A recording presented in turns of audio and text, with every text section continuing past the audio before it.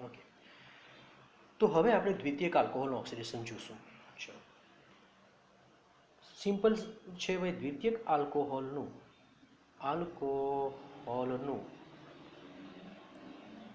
Oxidation થી નિપજ આપણને ketone જ મળે છે. સિમ્પલ, કીટોન જ મળશે, ક્લિયર જ છે. બરાબર. જેમ કે જરાક જુઓ, આ એક દ્વિતીયક આલ્કોહોલ છે. તમે પ્રબળ ઓક્સિડેશન કરતા રહી લો કે MnO4 અને KOH. બરાબર, ઓક્સિડેશન અહીંથી H દૂર થશે ને અહીંથી H દૂર થાય એટલે કે RCr અને O બને, પણ ડબલ બોન્ડ લખવો પડે તો સંયોજકતા પૂરી થાય, એટલે કે કીટોન જ મળે. તમે પ્રબળ વડે કરો કે નિર્બળ વડે કરો, કીટોન જ મળે. બરાબર, ક્લિયર જ છે, કીટોન જ મળે, બીજું કંઈ ન મળે. બરાબર. CH3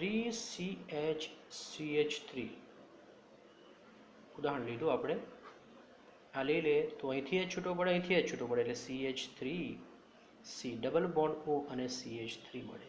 નામ છે પ્રોપેનોન, અથવા તો એને જ કહેવામાં આવે એસીટોન. ઓકે, હવે અહીં સુધી બધું બરાબર છે કે કીટોન મળે. પ્રબળ વડે કરો તો બી પછી કીટોન મળે અને નિર્બળ વડે કરો તો બી કીટોન મળે.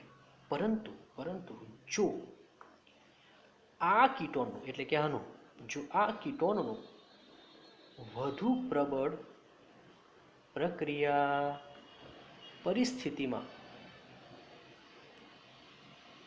ઓક્સિડેશન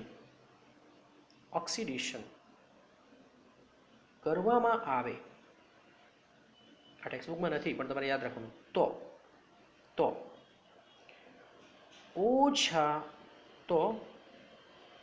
આલ્કોહોલ કરતા ઓછા કાર્બન ધરાવતા કાર્બોક્સિલિક એસિડનું મિશ્રણ મળે છે. ખૂબ અગત્યનો શબ્દ છે કે ઓછા કાર્બન ધરાવતા કાર્બોક્સિલિક એસિડનું મિશ્રણ. પેલામાં શું હતું? પેલામાં પ્રાથમિકમાં એવું હતું કે તેટલા જ કાર્બન ધરાવતો એક કાર્બોક્સિલિક એસિડ મળે. અહીં ઓછા કાર્બન ધરાવતા કાર્બોક્સિલિક એસિડનું મિશ્રણ મળે. જેમ કે જરાક જોઈએ આપણે, આ છે, આ પ્રોપેનોન છે. આપણું પ્રોપેનોન, એનું ફરી પાછું આપણે પ્રબળ પ્રક્રિયા પરિસ્થિતિમાં ઓક્સિડેશન કરીએ. KMnO4 લઈ લઈએ, KOH લઈ લઈએ અને તાપમાન ઊંચું રાખીએ, ઊંચું તાપમાન. તો શું થશે ખબર? તો ઊંચું તાપમાન હોય તો તૂટે, અહીંથી તૂટે. આટલા ભાગનું અલગથી ઓક્સિડેશન થાય ને આટલા ભાગનું અલગથી ઓક્સિડેશન થાય. 1 અને 2 કાર્બનનું ઓક્સિડેશન થાય તો 2 કાર્બનવાળો પહેલા કાર્બોક્સિલિક એસિડ મળે અને 1 કાર્બનવાળો કાર્બોક્સિલિક એસિડ પાછો મળે. એકચ્યુઅલી આ મળે. ઘણીવાર આ પાણીનો અણુ ઘુમાઈને તમે CO2 પણ બનાવી શકે, એટલે કે આ બી હોઈ શકે, આ બી નિપજ લખી શકાય. તો બંને સાચી જ છે.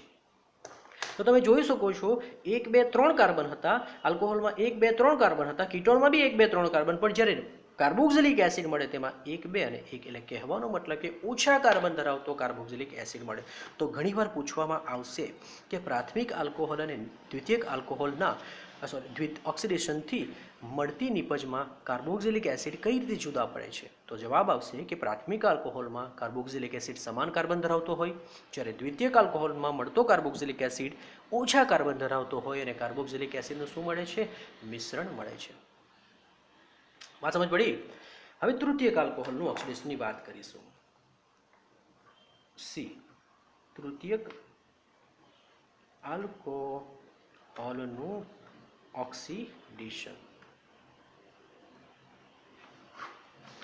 પહેલા તો જોઈએ કે તૃતીયક આલ્કોહોલનું ઓક્સિડેશન થાય કે નહીં. બરાબર, ચેક કરી લઈએ આપણે. ઓકે, તો જરા જુઓ, આ CH3 અને આ CH3 અને આ OH પ્રબળ લઈ લીધો, KMnO4 અને KOH ઓક્સિડેશન કરવાની ટ્રાય કરી. તમે કહેશો સર અહીંથી H તો દૂર થઈ જાય, પણ બીજો H ક્યાં છે? અહીં કાર્બોક્સિલિક, અહીં આલ્કોહોલમાં આ કાર્બન પાસે H હોતો નથી. તમે એવું ન લખી શકો કે અહીંથી OH દૂર થાય ને અહીંથી H દૂર થાય. એવું જે થાય ને તે ઓક્સિડેશન ન કહેવાય.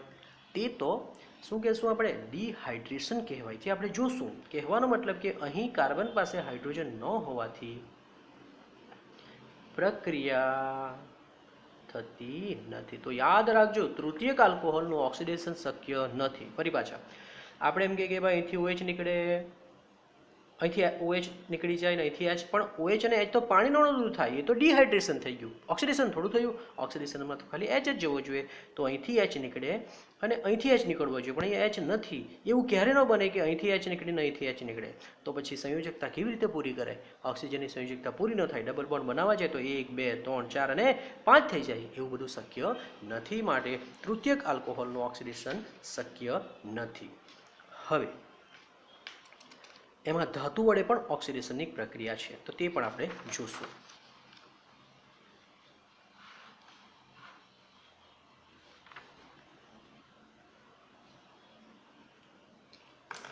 અલગથી જ છે. ધાતુ વડે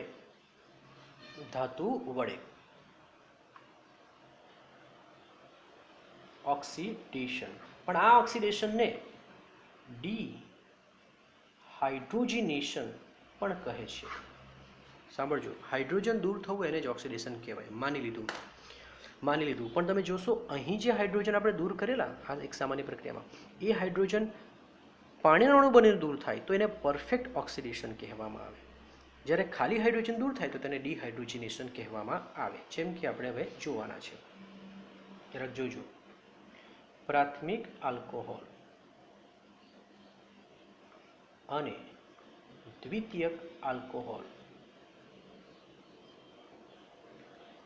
ને કોપર અથવા સિલ્વર ધાતુ સાથે 573 કેલ્વિન તાપમાને ગરમ કરતા હાઇડ્રોજન દૂર થઈ અનુક્રમે પ્રાથમિક હોય તો આલ્ડીહાઇડ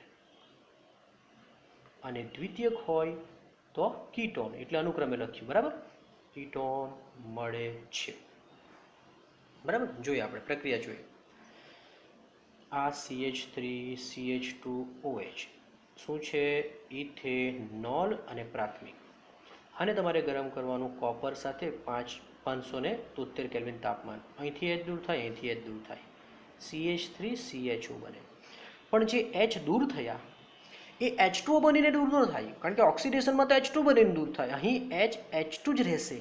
પેલામાં પાણીનો અણુ બનીને દૂર થતો હોય એટલે તે ઓક્સિડેશન પ્રક્રિયા કહેવાય. અહીં H દૂર થાય માટે ઓક્સિડેશન કહી શકીએ, પરંતુ એ બીજું શું કહી શકાય ને? ડિહાઇડ્રોજિનેશન. ખાલી હાઇડ્રોજન દૂર થાય છે, બરાબર? તો ફરક સમજ પડવો જોઈએ કે ક્યારે ડિહાઇડ્રોજિનેશન વપરાય ને ક્યારે ઓક્સિડેશન વપરાય. આ દ્વિતીયક છે, આ આપણો દ્વિતીયક છે. Propane to all. તમે અહીં કોપર લઈ શકો, સિલ્વર લઈ શકો. આટલા તાપમાને ગરમ કરો તો અહીંથી H દૂર થાય ને અહીંથી H દૂર થાય, એટલે નિપજ તો આપણને કીટોન જ મળવાની, રાઈટ ને? પણ જો H બોલો કઈ રીતે દૂર થાય? H2 બનીને, માટે ડિહાઇડ્રેશન જ કહેવાય, ડિહાઇડ્રોજિનેશન કહેવાય. તૃતીયકની વાત કરીએ તો શું થાય છે? તૃતીયક આલ્કોહોલ, યાદ કરો, તૃતીયક આલ્કોહોલનું ઓક્સિડેશન થતું નથી. તો શું થાય છે? અહીંયા શું થાય છે જરાક જોઈએ. આલ્કોહોલને Cu સાથે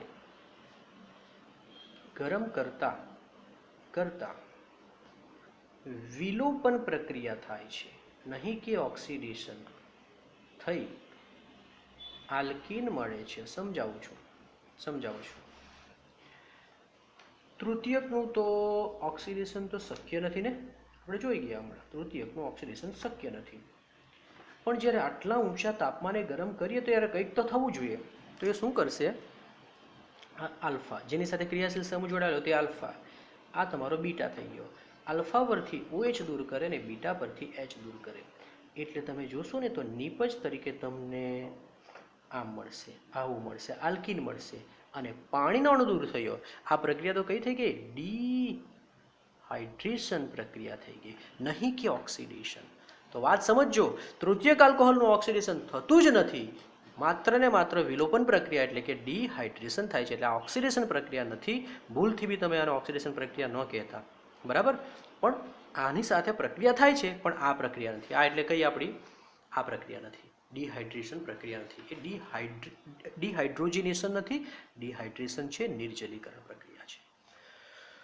તો આ ધાતુવાળી પ્રક્રિયા પણ ખૂબ અગત્યની છે. તો તૃતીયક આલ્કોહોલ પ્રાથમિક આલ્કોહોલનું ઓક્સિડેશન થાય તો એટલા જ કાર્બન ધરાવતો કાર્બોક્સિલિક એસિડ મળે પ્રબળ દ્વારા. જો નિર્બળ વડે કરવામાં આવે તો આલ્ડીહાઇડ મળે. દ્વિતીયકનું ઓક્સિડેશન થાય તો નિપજ કીટોન મળે, અને કીટોનનું જો વધુ પ્રબળ પ્રક્રિયા પરિસ્થિતિમાં ઓક્સિડેશન કરવામાં આવે તો ઓછા કાર્બન ધરાવતો કાર્બોક્સિલિક એસિડ મળે, મિશ્રણ મળે. ધાતુ સાથે પ્રક્રિયા કરીએ તો પ્રાથમિક દ્વિતીયક અનુવર્તી આલ્ડીહાઇડ અને કીટોન આપે. તૃતીયકનું જો પ્રક્રિયા કરવામાં આવે તો તૃતીયક ઓક્સિડેશન નથી પામતો, ડિહાઇડ્રોજનેશન બી નથી થતું. એનું ડિહાઇડ્રેશન એટલે કે નિર્જલીકરણ થાય, એટલે કે વિલોપન પ્રક્રિયા થાય. આલ્ફા પરથી OH અને બીટા પરથી H દૂર થઈ આલ્ફા બીટા ડબલ બોન્ડ બને. તો આ થયું આલ્કોહોલનું ઓક્સિડેશન વાળી પ્રક્રિયા.